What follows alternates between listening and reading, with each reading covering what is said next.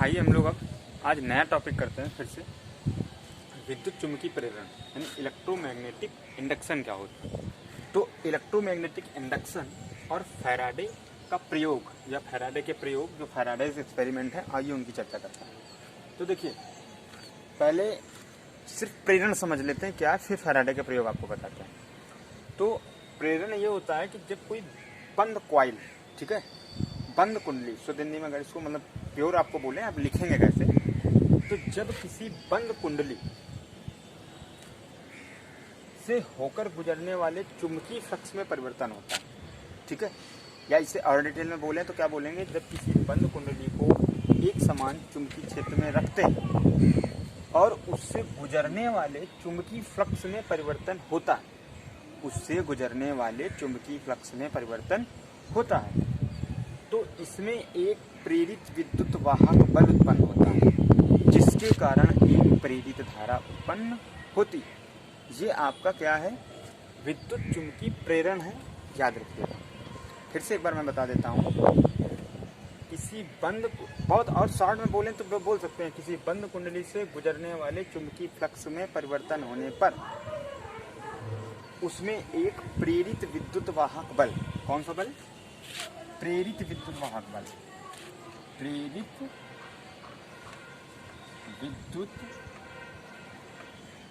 वाहक बल, शॉर्ट में आपके जिस तरीके से लिख दिया जाता है, प्रेरित विद्युत वाहक बल, ठीक है। तो कंफ्यूज मत होइए, इसी को इंग्लिश में ईएमएफ बोलते हैं, EMF, electromotive force, electromotive force, ऐसा फोर्स जो विद्युत को बहने की प्रेरणा दे रहा है, ठीक है ना। तो प्रेरित विद्युत वाहक बल, तो इस तरीके से याद हो गया होगा आपको, मुझे ऐसा लगता है। किसी बंद कुंडली का मतलब क्या होता है, जब आपकी सर्किट क्लोज हो, ठीक। तो ये तो हो गया आपका विद्युत चुम्बकीय प्रेरण। जब किसी बंद कुंडली को एक समान चुम्बकीय क्षेत्र में रखते हैं तो उससे होकर गुजरने वाला, सिर्फ कॉइल के अंदर से जो पास होगा, ध्यान रखिएगा, उससे होकर गुजरने वाले चुंबकीय फ्लक्स में परिवर्तन होने पर उसमें एक प्रेरित विद्युत वाहक बल उत्पन्न होता है, जिसके कारण एक प्रेरित धारा उत्पन्न होती है, ठीक है। तो ये आपका था। अब आते हैं हम लोग फैराडे का प्रयोग। तो फैराडे ने एक्सपेरिमेंट क्या किया, यही चीज़ समझाने के लिए जो ये रूल आ गया, ये फैराडे ने ही दिया है, ये फैराडे का फर्स्ट रूल है। आपको जब मैं फैराडे के नियम पढ़ाऊंगा तो फिर से आपको ये बात मैं पढ़ाऊंगा, सिखाऊंगा।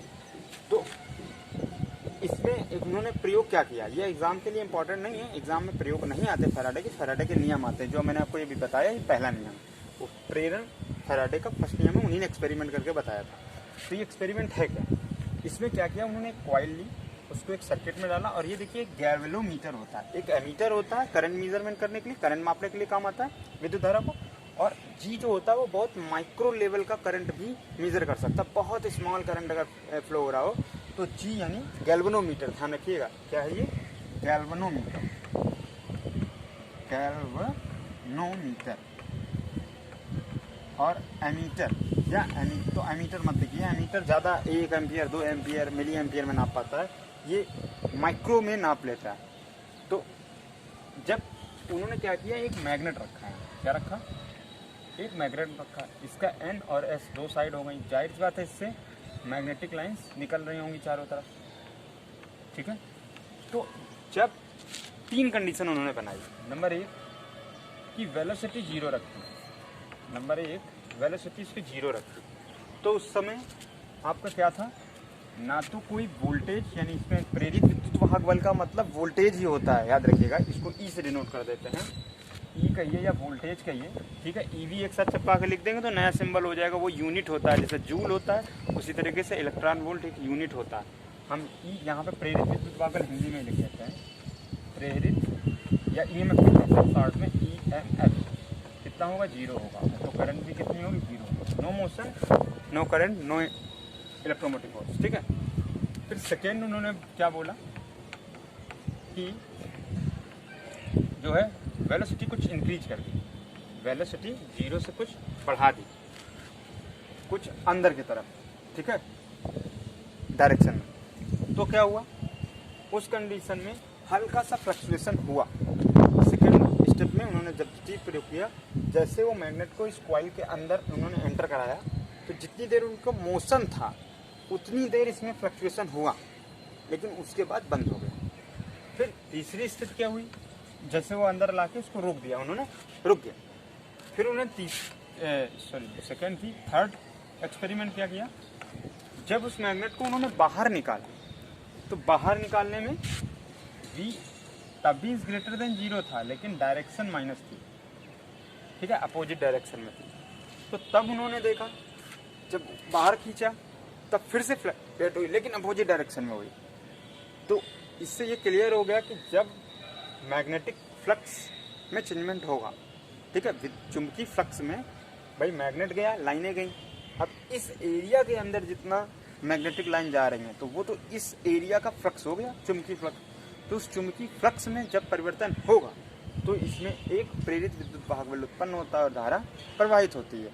ये फैराडे ने बोला, ठीक है। वो आपको विद्युत चुंबकीय प्रेरण अलग से लिखने को आ जाए तो भी आपको यही लिखना है, और फैराडे का प्रथम नियम आ जाए, फर्स्ट लॉ आ जाए तो भी आपको यही लिखना है, ठीक है। और ये मैंने आपको एक्सपेरिमेंट अलग से बता दिए ताकि आपको समझ में आ जाए डिटेल से। तो जब मैग्नेट कुछ नहीं था तो कोई फ्लक्चुएशन नहीं हुआ, जैसे एंटर कराया तो जितनी देर एंटर कराया उतनी देर हिली सुई, और जैसे ही फिर रुक गया तो रुक गई सुई, फिर बीच में आ गई। जब बैक में निकाला, अपोजिट डायरेक्शन में वेलोसिटी दी हमने, वेग दिया, तो फिर से फ्लक्चुएशन हुई, लेकिन अपोजिट डायरेक्शन में। तो इससे ये पक्का बात हो गई कि जब तक गति में रहेगा, यानी कि फ्लक्स चेंजमेंट होगा, उतनी देर ही करंट फ्लो होगी। ये हमें उम्मीद है कि आप फैराडे के प्रयोग और क्या चीज़, फैराडे का जो विद्युत चुंबकीय प्रेरण है आपको क्लियर हो गया होगा। फिर इसके बाद हम लोग नेक्स्ट फैराडे के नियम की बात करेंगे अगले वीडियो में, ठीक। इसमें इतना ही। अगर कोई प्रश्न हो आपका, कोई प्रॉब्लम हो, तो उसको कमेंट में ज़रूर लिखिएगा, मैं आपकी प्रॉब्लम को दूर करने की कोशिश करूँगा।